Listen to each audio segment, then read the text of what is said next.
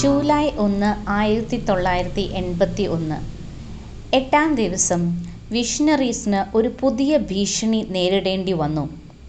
കുട്ടികളെ പോർട്ട്ബ്രോ കുന്നിൽ നിന്നും പള്ളിയിലും കയറുന്നതിൽ നിന്ന് സെക്യൂരിറ്റി പോലീസ് ഇന്നേ ദിവസം വിലക്കേർപ്പെടുത്തി. ഇത് ഗ്രാമവാസികൾ എല്ലാവരും അറിയുന്നതിനു വേണ്ടി പൊതുവായാണ് അറിയിച്ചത്. സഹകരിച്ചില്ലെങ്കിൽ കുട്ടികളെ മാനസിക വൈകല്യമുള്ളവരായി ചിത്രീകരിച്ച് വിദ്യാഭ്യാസം തടഞ്ഞ് കുടുംബത്തിലുള്ളവർക്ക് അവർക്കും മാനഹാനി വരും എന്ന് കുടുംബാംഗങ്ങളോട് പോലീസ് അറിയിക്കുകയുണ്ടായി. ആദ്യം ഒന്ന് ഭയന്നെങ്കിലും ആ മാതാപിതാക്കൾ അവരുടെ മക്കളെ തടഞ്ഞില്ല. ഇതിനെക്കുറിച്ച് ഫാദർ യോസോ ഇങ്ങനെയാണ് പറയുന്നത്: പാവപ്പെട്ട ആ മാതാപിതാക്കൾ വളരെ ക്ലേശം അനുഭവിച്ചു. അവരായിരുന്നു യഥാർത്ഥ ഹീറോസ്.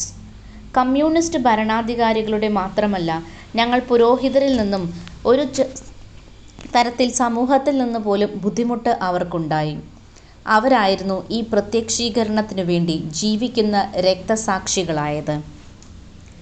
കഴിഞ്ഞ ദിവസം കുട്ടികളെ കബളിപ്പിച്ച് കൊണ്ടുപോയ 2 പെൺകുട്ടികളെക്കുറിച്ച് നമ്മൾ കേട്ടല്ലോ. അവർ പക്ഷേ കുട്ടികളോടൊത്ത് പ്രത്യക്ഷീകരണം കാണുകയും കുന്നിൽ നിന്ന് ഇറങ്ങി വന്ന പ്രകാശത്തെയും അവരനുഭവിച്ച സമാധാനവും അനുഭവിച്ചപ്പോൾ അവർക്ക് ഹൃദയത്തിൽ വളരെ മാറ്റമുണ്ടായി. അവർ വിശ്വാസികളായി മാറി. അവരുടെ ഗവൺമെൻറ് ജോലി രാജിവെച്ച് സമൂഹത്തോടൊപ്പം അവരും ചേർന്നു ഗോസ്പയെ പ്രഘോഷിക്കാൻ. 8-ാം ദിവസം പ്രത്യക്ഷീകരണത്തിൻ്റെ സമയം ആകാറായപ്പോൾ പോലീസ് കുട്ടികളുടെ വീടുകളിൽ അടുത്തെത്തി. ആദ്യമൊക്കെ അവർ അവരുടെ വണ്ടിയിൽ തന്നെ ഇരുന്ന് വീക്ഷിക്കുകയായിരുന്നു. പക്ഷേ കുട്ടികൾ ഇറങ്ങി നടക്കാൻ തുടങ്ങിയപ്പോൾ അവർ ബലം പ്രയോഗിച്ച് അവരെ അവരുടെ പോലീസ് വാനിൽ കയറ്റി. യാക്കോബിൻ്റെ അമ്മയ്ക്ക് മാത്രം അവനെ വാതിൽ അടയ്ക്കുന്നതിന് മുൻപ് വലിച്ച് പുറത്തെടുക്കാൻ സാധിച്ചു. മരിയ, വിസ്ക, ഇവാങ്ക ഇവരെല്ലാം പോലീസിൻ്റെ വണ്ടിയിൽ അകപ്പെട്ടു. അവരെയും കൊണ്ട് കുന്നും കടന്ന് മെഡ്ജുഗോറിയയിലേക്ക് വണ്ടി കുതിച്ചു.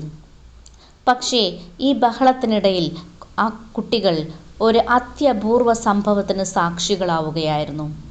അതെ, ഗോസ്പ അവർക്ക് പ്രത്യക്ഷപ്പെട്ടു.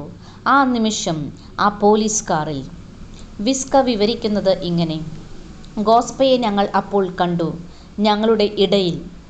അപ്പോൾ നിങ്ങൾ കാറിലായിരുന്നോ യാത്ര ചെയ്തിരുന്നത്, അതോ നിങ്ങൾ പുറത്തേക്ക് വന്നുവോ ആ സമയത്ത് എന്ന ചോദ്യത്തിന് വിസ്ക പറയുന്നത്: മഡോണ വരുമ്പോൾ വേറെ ഒന്നും നമ്മൾ കാണില്ല. കുന്നിൽ ഗോസ്പ പ്രത്യക്ഷപ്പെട്ടപ്പോഴും അങ്ങനെയായിരുന്നു. ചുറ്റുമുള്ള ആളുകളെയോ മരങ്ങളെയോ കല്ലുകളെയോ ഒന്നും ഞങ്ങൾ കണ്ടിരുന്നില്ല. അപ്പോൾ ഞങ്ങളും ഗോസ്പയും മാത്രം. അതുപോലെ തന്നെയായിരുന്നു കാറിലാണെന്നോ കാറുണ്ടെന്നോ പോലീസുകാരുടെ ഇടയിലാണെന്നോ ഒന്നും ഞങ്ങൾ ആ സമയം അറിഞ്ഞില്ല. ഞങ്ങൾ ഗോസ്പയെ മാത്രം കണ്ടു. ഞങ്ങൾക്ക് പക്ഷേ അന്ന് പ്രാർത്ഥിക്കാനോ അമ്മയോടൊന്നും ചോദിക്കാനോ ഒന്നും സാധിച്ചില്ല. വല്ലാത്ത ഒരു അവസ്ഥയിലായിരുന്നു ഞങ്ങൾ. മഡോണ ഞങ്ങളോട് ഭയപ്പെടരുത് എന്ന് പറഞ്ഞു. അമ്മ എത്ര നല്ലതാണ്, അമ്മ ഞങ്ങൾക്കൊപ്പമുണ്ട് എന്ന് ഞങ്ങളെ ബോധ്യപ്പെടുത്താനാണ് അന്ന് ആ പോലീസ് വണ്ടിയിൽ ഞങ്ങൾക്ക് ഗോസ്പ പ്രത്യക്ഷപ്പെട്ടത്. പിന്നീട് പോലീസ് അവരെ ടൗണിൽ ഇറക്കിവിട്ടു. ജനങ്ങൾ കുട്ടികളെയും ഗോസ്പയും കാണാൻ കാത്തുനിന്ന് 2-ാം ദിവസമാണ് അവരെ കാണാൻ സാധിക്കാതെ പ്രത്യക്ഷീകരണത്തിൻ്റെ കാഴ്ച കിട്ടാതെ നിരാശരാവുന്നത്. പക്ഷേ അവരുടെ മനോഭാവത്തിന് മാറ്റമൊന്നും ഉണ്ടായിരുന്നില്ല.